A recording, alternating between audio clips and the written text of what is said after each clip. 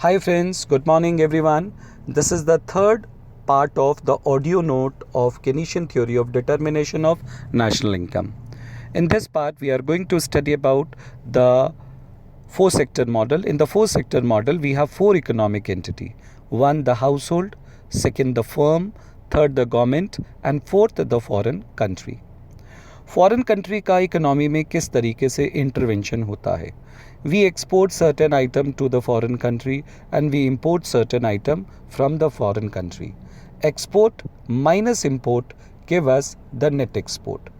अब जब हम कुछ भी एक्सपोर्ट करते हैं, वो जो एक्सपोर्ट है वो डिपेंड करता है उस देश की इनकम पर जो हमसे हमारे गुड्स को खरीद रहा है.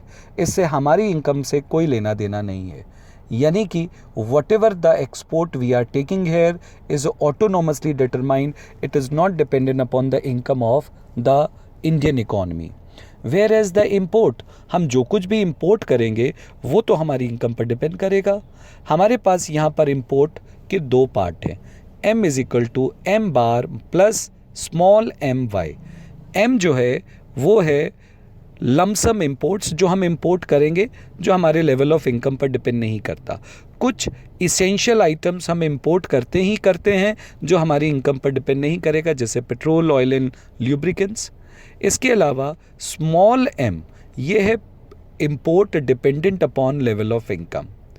तो मेरे पास x माइनस एम, जब मैं m करता हूँ तो यहाँ पर m का मतलब है ब्रैकेट में m बार प्लस स्मॉल एम वाई. अगर x माइनस ब्रैकेट खोलूंगा तो x माइनस एम बार माइनस स्मॉल एम वाई, ये है मेरे पास नेट एक्सपोर्ट्स. अब एक कंफ्यूजन हुआ आपको क्लास में.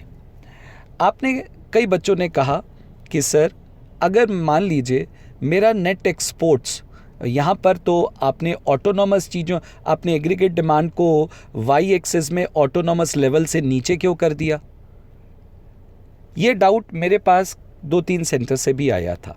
बात को सब बच्चे ध्यान से सुन लीजिए. हम यहाँ पर नेट एक्सपोर्ट जोड़ते हैं एग्रीगेट डिमांड में.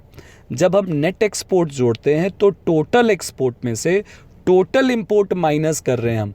हम ऑटोनॉमस में से ऑटोनॉमस माइनस नहीं कर रहे. ध्यान से सुन लीजिएगा. हम नेट एक्सपोर्ट निकालने के लिए पहले हम टोटल इंपोर्ट निकालेंगे जिसके अंदर लमसम इंपोर्ट भी है और वो इंपोर्ट भी है जो लेवल ऑफ इनकम पर डिपेंड करता है. एक्सपोर्ट में से टोटल इंपोर्ट माइनस करने पर नेट एक्सपोर्ट आएगा, ना कि हम ऑटोनॉमस में से ऑटोनॉमस वाली चीज़ें घटा रहे हैं.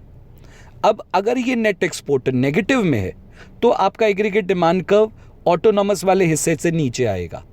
और अगर aggregate demand curve positive, net export positive में तो aggregate demand curve 3 sector model के एग्रीगेट डिमांड कर्व से भी ऊपर चला जाएगा.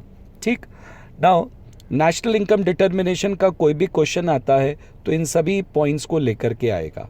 नेशनल इनकम डिटर्मिनेशन, आप उसका फॉर्मूला आपको पता है, हमने ऑलरेडी कैलकुलेट करा हुआ है और हम इसको क्लास में बहुत अच्छे से स्टडी कर चुके हैं. इसके अलावा यहाँ पर है हमारे पास foreign expenditure multiplier. Foreign expenditure multiplier का भी फॉर्मूला जो है हमने क्लास में डिराइव करा था, जिसके अंदर आप शुरुआत में जब कभी भी, एक और बात आपको यहाँ बताना चाहता हूँ, जब कभी भी कोई भी मल्टीप्लायर आप पढ़े, चाहे वो इन्वेस्टमेंट हो, चाहे वो गवर्नमेंट हो, चाहे वो टैक्स हो, चाहे वो फॉरेन एक्सपेंडिचर मल्टीप्लायर हो, फॉरेन एक्सपेंडिचर मल्टीप्लायर हो चाहे कोई सा भी मल्टीप्लायर हो, आपको चेंज ऑटोनॉमस में करना है, प्रोपोर्शनल में नहीं करना है. समझ के बात को ये ध्यान रखिएगा. तो जब हम फॉरेन एक्सपेंडिचर मल्टीप्लायर पढ़ते हैं, इसका मतलब है change in income due to change in foreign imports, यानी कि एम बार में हमको चेंज करना है. तो जब हम एम बार में चेंज करेंगे तो इंपोर्ट्स तो लीकेजेस है, हमारे देश के बाहर पैसा जा रहा है. तो जब हम ऐसा करेंगे तो ओवरऑल क्या होगा, हमारा नेशनल इनकम गिर जाएगा. तो हमारा जो एम बार, हमारा जो फॉरेन एक्सपेंडिचर मल्टीप्लायर होगा उसकी वैल्यू भी नेगेटिव में आएगी, ठीक उसी तरीके से जैसे टैक्स मल्टीप्लायर होता है. ठीक है, धन्यवाद. Thank you to all of you. आपने मुझे समय दिया. अब हम आगे चलेंगे, इसी तरीके की हर चैप्टर की रिकॉर्डिंग आपको भेजते रहेंगे. आपके सुझाव, आपकी बातें, आपके फीडबैक्स हमेशा एप्रिशिएट किए जाएंगे। आप अपनी बातें बताते रहिएगा। अगर आप किसी भी तरीके का बदलाव चाहते हैं वो भी बताइएगा। हम इसको सहर्ष स्वीकार करेंगे और आपको हमेशा अच्छा देने का प्रयास करेंगे। Thank you all of you.